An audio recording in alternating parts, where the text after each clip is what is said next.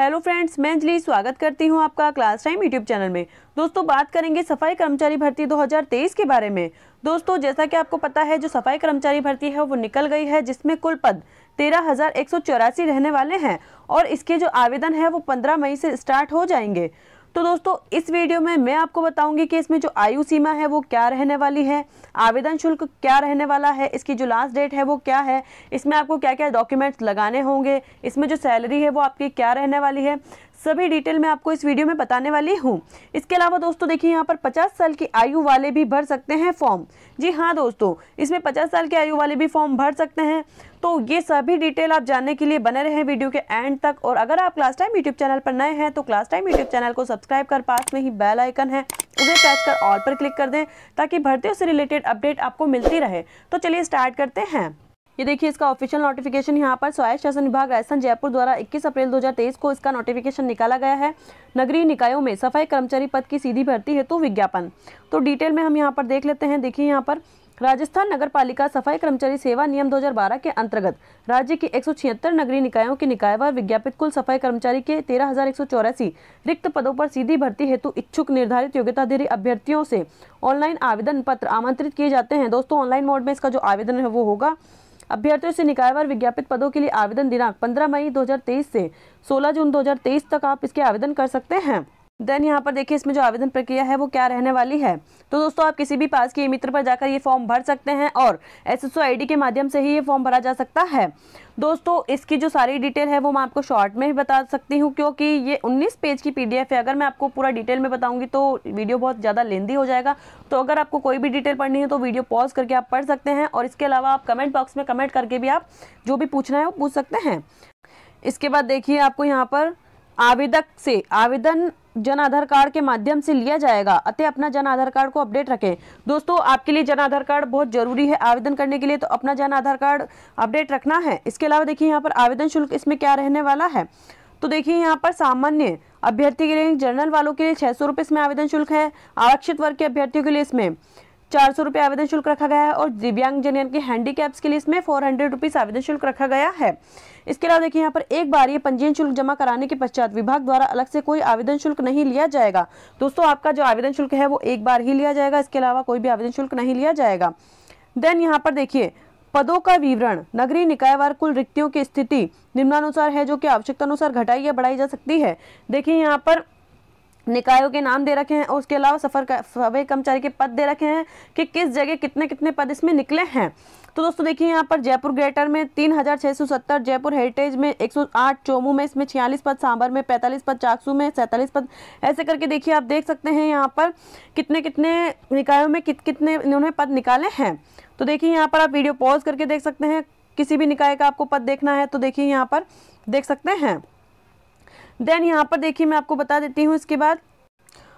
तो ऐसे करके दोस्तों, इसमें 13,184 पद पर टोटल ये वैकेंसी निकाली गई है। इसके बाद देखिए, यहाँ पर आरक्षण से संबंधित बात बताई गई है। देखिए, ये देख सकते हैं आप यहाँ पर किस किस कैटेगरी को कितना कितना इसमें आरक्षण दिया गया है। तो देखिए, यहाँ पर विधवा आवेदक होने की स्थिति में सक्षम प्राधिकारी द्वारा जारी पति की मृत्यु का प्रमाण पत्र। दोस्तों, अगर कोई औरत विधवा है तो उसको पति की मृत्यु का प्रमाण पत्र लगाना अनिवार्य होगा। इसके अलावा परित्यक्तता महिला को विवाह विच्छेद सक्षम सिविल न्यायालय की डिग्री प्रस्तुत करना होगा, यानी कि परित्यक्ता महिला है उसको डिवोर्स सर्टिफिकेट लगाना होगा। इसके अलावा परित्यक्ता महिला का विवाह विच्छेद का प्रमाण पत्र आदर्श इस भर्ती का आवेदन करने की अंतिम तिथि तक पूर्व प्रस्तुत करना होगा। देन यहाँ पर देखिए, इसके लिए और क्या क्या बातें बताई गई है। ये देखिए, भूतपूर्व सैनिक के बारे में इसमें जो डिटेल है वो बताई गई है। यहाँ पर आप देख सकते हैं, पढ़ सकते हैं इसको पॉज करके। इसके अलावा उत्कृष्ट खिलाड़ी हेतु जो भी आरक्षण है वो भी इसमें बताया गया है। देखिए, आप देख सकते हैं। ये देखिए, यहाँ पर विशेष योग्यजन के लिए भी यहाँ पर आरक्षण से संबंधित जो जो भी प्रावधान है वो बताए गए हैं। देखिए, आप पढ़ सकते हैं इसमें पॉज करके, अगर आप हैंडीकैप हैं तो। इसके अलावा देखिए, यहाँ पर अहर्ताएं इसमें यानी कि अनिवार्यता क्या क्या है। तो आवेदनकर्ता राजस्थान का मूल निवासी हो, राजस्थान का मूल निवासी इसमें फॉर्म भर सकते हैं। सफाई कर्मचारी सीधी भर्ती पद हेतु योग्यता अभ्यर्थी को राज्य की किसी भी नगरीय निकाय, केंद्र एवं राज्य की किसी भी विभाग, केंद्र एवं राज्य सरकार के आदेश द्वारा संस्थापित स्वायत्त शासी संस्था, अर्ध सरकारी संस्थान से संवेदकों, प्लेसमेंट एजेंसियों के माध्यम से सफाई कार्य का सक्षम अधिकारी द्वारा जारी न्यूनतम 1 वर्ष का अनुभव प्रमाण पत्र आवेदन की अंतिम दिनांक तक आवश्यक है। दोस्तों, किसी भी सरकारी या अर्ध सरकारी संस्था से आपको जो अनुभव प्रमाण पत्र है वो देना होगा, यानी कि 1 साल का अनुभव प्रमाण पत्र आपको इसमें लगाना होगा। देन यहाँ पर देखिए चरित्र प्रमाण पत्र की बात करते हैं तो अभ्यर्थी को राजपत्रित अधिकारी या नगर पालिका के अध्यक्ष या विधानसभा परिषद के सदस्य या संसद सदस्य जो उसका संबंधी नहीं हो, यानी कि उनके रिलेटिव नहीं हो, से 2 चरित्र प्रमाण पत्र प्रस्तुत करना अनिवार्य होगा, जो कि 6 माह की अवधि में जारी किया गया हो। दोस्तों 2 चरित्र प्रमाण पत्र इसमें आपको लगाने होंगे, जो कि 6 महीने से पुराने नहीं होने चाहिए। देन इस देखिए वेतनमान, यानी कि इसमें जो सैलरी है वो क्या रहने वाली है, तो राज्य सरकार द्वारा 7वें वेतन आयोग के अनुसार सफाई कर्मचारी के वेतन पे मैट्रिक्स लेवल 1 निर्धारित है, यानी कि जो आपको सैलरी है इसमें 7वें वेतनमान के अनुसार देय होगी और पे मैट्रिक्स लेवल 1 इसमें निर्धारित किया गया है। परिवीक्षा काल में मासिक नियत पारिश्रमिक राज्य सरकार के अनुसार इसमें देय होगा, यानी परिवीक्षा काल में आपको राज्य सरकार के अनुसार इसमें वेतन मिलेगा। इसके बाद देखिए यहाँ पर आयु सीमा की बात कर लेते हैं तो देखिए दोस्तों यहाँ पर आयु सीमा सफाई कर्मचारी के पद हेतु 1 जनवरी 2023 को न्यूनतम 18 वर्ष की आयु आपकी होनी चाहिए, यानी कि 1 जनवरी 2024 को आप 18 साल से कम उम्र के नहीं होने चाहिए तो ही आप फॉर्म भर सकते हैं। इसके अलावा देखिए अधिकतम इसमें आयु 40 वर्ष रखी गई है। देन यहाँ पर देखिए अधिकतम आयु सीमा में अन्य विशेष श्रेणियों में छूट निम्न प्रकार देय है, यानी कि जो भी आरक्षित वर्ग में आते हैं, आरक्षण की श्रेणी में आते हैं, उनको आयु में रिलैक्सेशन दिया गया है। तो देखिए यहाँ पर देख लेते हैं अनुसूचित जाति, अनुसूचित जनजाति, अन्य पिछड़ा वर्ग, अति पिछड़ा वर्ग एवं आर्थिक रूप से कमजोर वर्ग के पुरुष अभ्यर्थियों को जो कि राजस्थान का मूल निवासी है, यानी कि SC ST में जो आते हैं उन सभी को जो राजस्थान के मूल निवासी हैं पुरुष, उनके लिए आयु सीमा में 5 वर्ष की छूट दी गई है, यानी कि जो उसमें पुरुष हैं वो 45 साल की आयु के हैं तो वो फॉर्म भर सकते हैं, लेकिन वो रिजर्वेशन कैटेगरी में आने चाहिए। इसके अलावा देखिए यहाँ पर सामान्य वर्ग की महिला, यानी कि जनरल कैटेगरी की जो महिला है लेकिन वो राजस्थान की मूल निवासी होनी चाहिए, उन्हें भी आयु में 5 वर्ष की छूट दी गई है, यानी कि 45 की जो सामान्य कैटेगरी में महिला आती है वो भी ये फॉर्म भर सकती है 45 की एज तक। इसके अलावा देखिए अनुसूचित जाति, अनुसूचित जनजाति, अन्य पिछड़ा वर्ग, अति पिछड़ा वर्ग एवं आर्थिक रूप से कमजोर वर्ग की महिला अभ्यर्थी जो राजस्थान के मूल निवासी है, यानी कि जो भी महिला रिजर्वेशन कैटेगरी में आती है उसको 10 साल की छूट इसमें दी गई है। तो दोस्तों जो महिला वर्ग है वो इसमें 50 साल की आयु तक फॉर्म भर सकती है, लेकिन वो रिजर्वेशन कैटेगरी में होनी चाहिए। इसके अलावा देखिए इसमें बताया गया है कि जो भी लेडी विधवा है तो उसको अपने पति की मृत्यु का मृत्यु प्रमाण पत्र प्रस्तुत करना अनिवार्य होगा। देन यहाँ पर देखिए और भी इसमें जो एज रिलैक्सेशन है वो दिए गए हैं, जैसे कि भूतपूर्व सैनिक है और हैंडीकैप्स हैं, उन सभी के लिए देखिए यहाँ पर बताया गया है क्या क्या इसमें एज में रिलैक्सेशन दिया गया है, ये पॉज करके आप पढ़ सकते हैं। देन यहाँ पर देखिए इसमें चयन प्रक्रिया क्या रहने वाली है, तो दोस्तों नगरीय निकायवार विज्ञापित पदों हेतु प्राप्त आवेदन में से पात्र अभ्यर्थियों का चयन निकाय पर गठित चयन समिति द्वारा साक्षात्कार के माध्यम से किया जाएगा। दोस्तों इसमें कोई भी लॉटरी सिस्टम नहीं होने वाला है, यानी कि इसमें इस बार इंटरव्यू के माध्यम से ही इसमें चयन किया जाएगा। चयन समिति द्वारा यदि आवश्यक समझा जावे तो अभ्यर्थी की उपयुक्तता का परीक्षण अभ्यर्थियों से मौके पर सफाई कार्य जैसे कि रोड स्वीपिंग, नालों की सफाई आदि कार्य करवाकर किया जा सकता है। दोस्तों ये जो साक्षात्कार है वो देखिए यहाँ पर जो चयन करेंगे वो आपसे जैसे कि रोड की सफाई है, नालों की सफाई है, ये करवाकर आपसे इसका चयन करवाया जाएगा। इसके अलावा देखिए यहाँ पर भर्ती प्रक्रिया में चयन समिति का निर्णय अंतिम होगा, यानी कि जो चयन समिति है उनका ही निर्णय के आधार पर ही ये भर्ती की जाएगी, यानी कि किस किस को लेना है और किसको नहीं लेना है, इंटरव्यू के आधार पर ये सभी निर्णय उनका ही रहेगा। इसके बाद देखिए यहाँ पर अभ्यर्थी साक्षात्कार हेतु निर्धारित तिथि को निम्न दस्तावेज के साथ चयन समिति के समक्ष उपस्थित होंगे। दोस्तों जैसे कि ऑनलाइन आवेदन हो गए आपके, उसके बाद जो ये सारे दस्तावेज है जो आपने ऑनलाइन फॉर्म में भरते समय लगाए थे वो सभी दस्तावेज आपको लेकर जब इंटरव्यू होगा तब आपको ओरिजिनल और इसकी फोटोकॉपी जेरोक्स लेकर आपको उपस्थित होना है। तो देखिए यहाँ पर ये कौन कौन से डॉक्यूमेंट्स हो सकते हैं मैं आपको बता देती हूँ। तो यहाँ पर देखिए आयु संबंधित प्रमाण पत्र, जन्म प्रमाण पत्र जिसमें जन्म तिथि अंकित हो कि 2 सत्यापित प्रतिलिपि।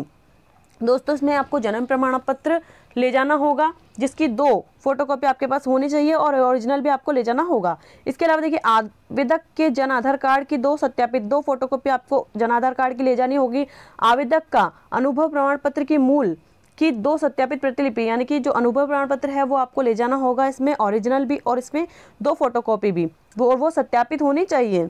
इसके अलावा देखिए यहाँ पर साक्षात्कार के दौरान अभ्यर्थी द्वारा नगरीय निकायों, केंद्र एवं राज्य के किसी भी विभाग, केंद्र एवं राज्य सरकार के आदेश द्वारा संस्थापित स्वायत्तशासी संस्थान, अर्ध सरकारी संस्थान में संवेदकों, प्लेसमेंट एजेंसियों के माध्यम से जारी न्यूनतम 1 वर्ष का अनुभव प्रमाण पत्र आपके पास होना चाहिए। तो और वो कार्यालय की 2 सत्यापित प्रतिलिपि भी उसकी आपको ले जानी है।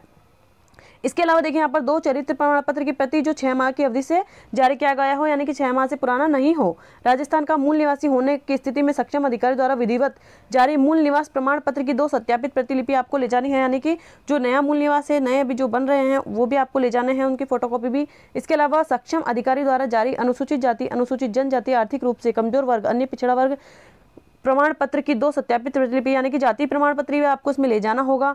विवाहित होने की दशा में विवाह पंजीयन प्रमाण पत्र की 2 सत्यापित प्रतिलिपि, यानी कि इसमें जो मैरिज सर्टिफिकेट है उसकी फोटोकॉपी भी आपको ले जानी है, सबकी 2-2 फोटोकॉपी इसमें ले जानी है। इसके अलावा विधवा होने की दशा में पति की मृत्यु प्रमाण पत्र की 2 सत्यापित प्रतिलिपि, यानी कि अगर कोई लेडी विधवा है तो उसको पति की मृत्यु प्रमाण पत्र की 2 सत्यापित प्रतिलिपि ले जानी है।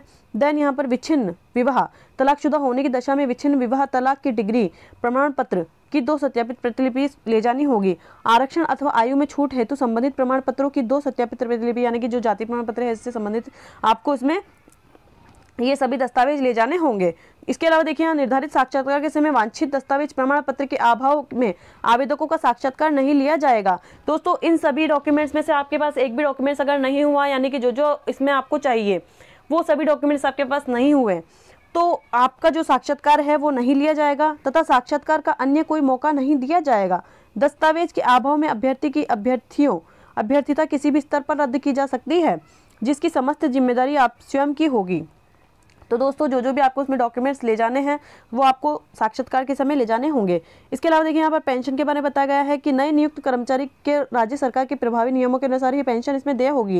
इसके अलावा देखिए यहाँ पर 14 ऑनलाइन आवेदन पत्र भरने की अवधि, तो जैसा कि मैंने आपको बता दिया है कि 15 मई से 16 जून तक आप इसके फॉर्म भर सकते हैं। देन यहाँ पर देखिए नियुक्ति के लिए अयोग्यताएं इसमें दी गई है, तो आवेदक अपनी इच्छा अनुसार केवल एक ही नगरीय निकाय में केवल एक ही आवेदन कर सकता है।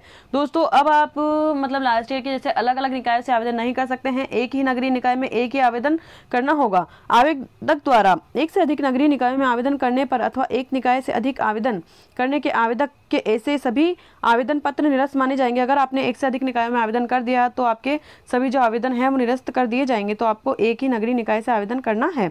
इसके अलावा देखिए और भी इसमें बातें बताई गई हैं। आवेदन कैसे करें, ये देखिए यहाँ पर आवेदक जिस श्रेणी के तहत आवेदन करने का पात्र है उस श्रेणी में ही आवेदन प्रस्तुत करना होगा।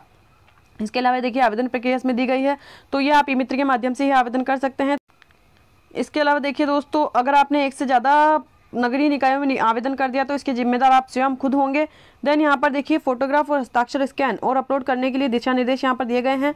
तो आपके पास फोटोग्राफ जो है वो हस्ताक्षर उस पर क्लियर होने चाहिए और जो आपकी फ़ोटो है वो भी क्लियर होनी चाहिए।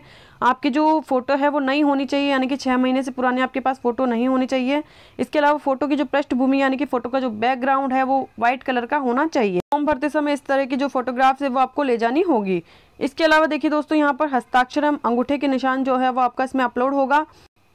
इसके अलावा देखिए यहाँ पर आपके जो डॉक्यूमेंट्स है उसके बारे में दिशा निर्देश दिए गए हैं कि जो आपके डॉक्यूमेंट्स है वो किस तरह के होने चाहिए। तो देखिए यहाँ पर आप वीडियो पॉज करके ये पढ़ सकते हैं।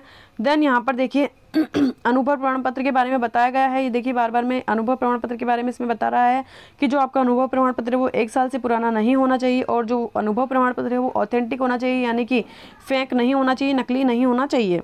इसके अलावा देखिए अन्य दिशा निर्देश, अभ्यर्थी को साक्षात्कार की तिथि के संबंध में अलग से विभागीय वेबसाइट, ये देखिए विभाग की वेबसाइट है MSSO पोर्टल पर अवगत करवाया जाएगा। SSO ID पर आपको बता दिया जाएगा जो भी इसकी डिटेल है वो।